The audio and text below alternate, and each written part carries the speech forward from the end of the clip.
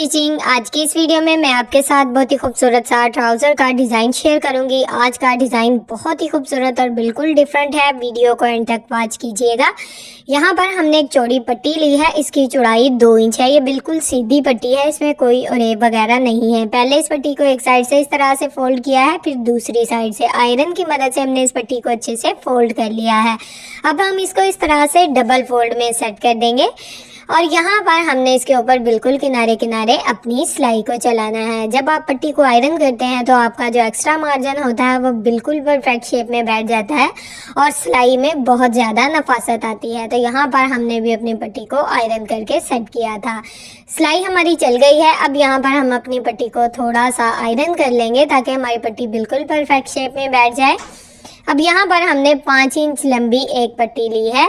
अब हमने यहाँ पर 5 इंच के साइज़ की एक के बाद एक पट्टियाँ जो हैं इनको कट करते जाना है। यानी कि एक पट्टी को आप कट कर लें, बाद में एक के ऊपर एक को रखते जाएं और इसी तरह से टोटली जो पट्टियाँ हैं उनको कट कर लेंगे। तकरीबन 12 से 13 जो पट्टियाँ हैं उनको हमें इसी तरह से एक ही साइज़ में कट करना होगा। तो यहाँ पर टोटली पट्टियाँ मैंने कट कर ली हैं। अब हमने एक पट्टी को इस तरह से सेंटर से बिल्कुल सेंटर से इस तरह से हाथों की मदद से डबल फोल्ड करना है। जब हाथों की मदद से फोल्ड करते हैं तो एक निशान आ जाता है। अब पहले इसको एक साइड से इस तरह से फोल्ड करेंगे, फिर दूसरी साइड से इस तरह से फोल्ड करेंगे। ठीक है, यहाँ पर हम सारी पट्टियों को ना इसी तरह से आयरन कर लेंगे। आयरन करते हैं तो डिज़ाइन बनाने में काफ़ी ज़्यादा आसानी रहती है। अब पट्टी की लुक दोनों साइड से आप चेक कर सकते हैं। सेम इसी तरह से टोटली जो पट्टियाँ थी उनको मैंने आयरन कर लिया था अच्छे से।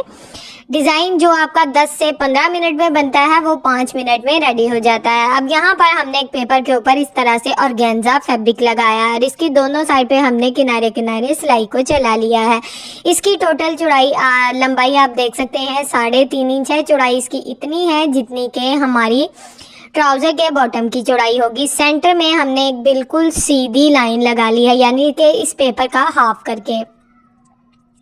अब हमने यहाँ पर सेंटर में अपने डिज़ाइन को इस तरह से सेट किया है। पहले डिज़ाइन को इस तरह से एक साइड से ऊपर की तरफ फोल्ड करेंगे और यहाँ पर इसके ऊपर किनारे की सिलाई को चला लेंगे। अब दूसरी साइड से भी हमने इस पट्टी को इसी तरह से ऊपर वाली साइड से फोल्ड करना है, इस तरह से बिल्कुल वी शेप में।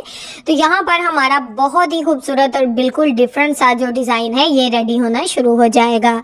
तो एक के बाद एक पट्टी को हमने इसी तरह से स्टिच करते जाना है। डिज़ाइन ज़रा आप चेक कर लें और इसकी खूबसूरती भी। अब यहाँ पर एक के बाद एक पट्टी को मैंने इसी तरह से सेट करना है और पहले एक साइड से इस तरह से ऊपर वाली साइड पे फोल्ड करना है और इसके ऊपर सिलाई को चला लेना है। अगर आप बिगनर्स हैं, पहली दफ़ा डिज़ाइन को बना रहे हैं, आपको इस तरह के डिज़ाइन मुश्किल लगते हैं, तो आपने एक काम करना है कि जिस तरह से मैंने लाइनिंग वाला पेपर लिया है ना, इस तरह का आप पेपर इस्तेमाल किया करें। इस तरह से आपको अपना डिज़ाइन बिल्कुल आपका सीधा बनेगा, बिल्कुल सेंटर में बनेगा और बहुत जल्दी बहुत ही आसानी से आपका जो डिज़ाइन है वो रेडी हो जाएगा।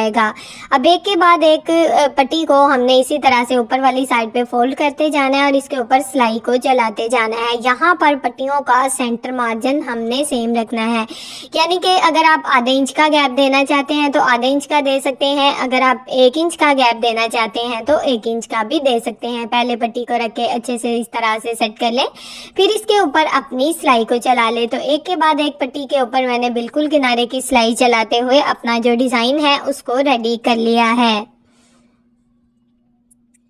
यहाँ पर हमारा डिज़ाइन तकरीबन रेडी हो गया है। अब हमने एंड वाला जो डिज़ाइन है इसको किस तरह से लगाना है ये भी मैं आपके साथ शेयर करूंगी। ये देखें, इस तरह से पट्टी को बिल्कुल सेंटर में सेट किया है, यानी कि जिस तरह से हमने बाकी का डिज़ाइन लगाया है ना, सेम वही मेथड है। कोई ज़रा भी आपने अपने डिज़ाइन को ऊपर नीचे नहीं करना और इसी तरह से अपनी सिलाई को मुकम्मल कर लेना है। ये डिज़ाइन बहुत ही खूबसूरत और बिल्कुल डिफरेंट है।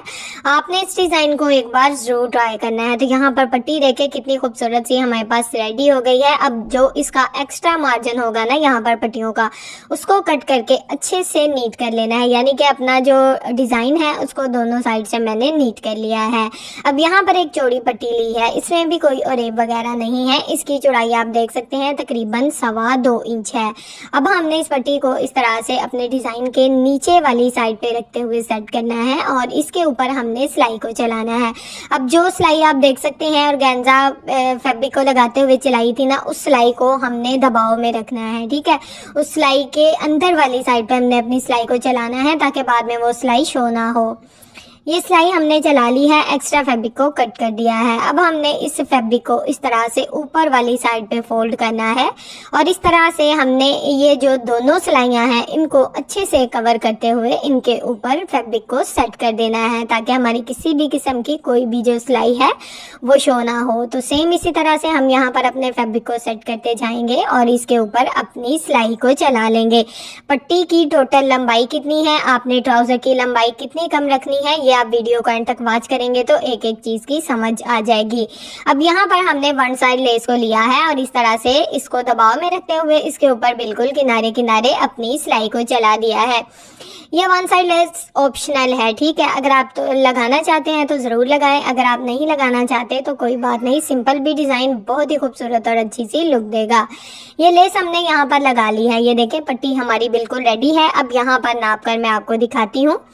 तकरीबन 4 इंच की पट्टी रेडी हुई है, आधा इंच हमारा सिलाई का मार्जिन जाएगा, तो 3.5 इंच आपने ट्राउज़र की लंबाई कम रखनी है। अब यहाँ पर हमने इस पट्टी को इस तरह से ट्राउज़र के फैब्रिक के ऊपर इसका जो पेपर वाली साइड है उसको ऊपर की तरफ रखा है और सीधी साइड को नीचे की तरफ। अब ट्राउज़र का तकरीबन आधा इंच जो फैब्रिक है उसको इस तरह से इसके ऊपर डबल फोल्ड सेट करेंगे, इस तरह से इसके धागे नहीं निकलते, ठीक है। इसको इसी तरह से सेट करते जाएंगे और जो सिलाई है ना नीचे आपको नजर आ रही है पेपर के ऊपर लगी हुई, उस सिलाई को कवर करते हुए आपने इस फैब्रिक को फोल्ड करना है और इसके ऊपर इस तरह से किनारे किनारे सिलाई को चला लेना है। अब यहाँ पर ये डिज़ाइन हमारा तकरीबन रेडी हो गया है, इसके ऊपर हमने इस तरह से टॉप स्टिच लगा लिया है।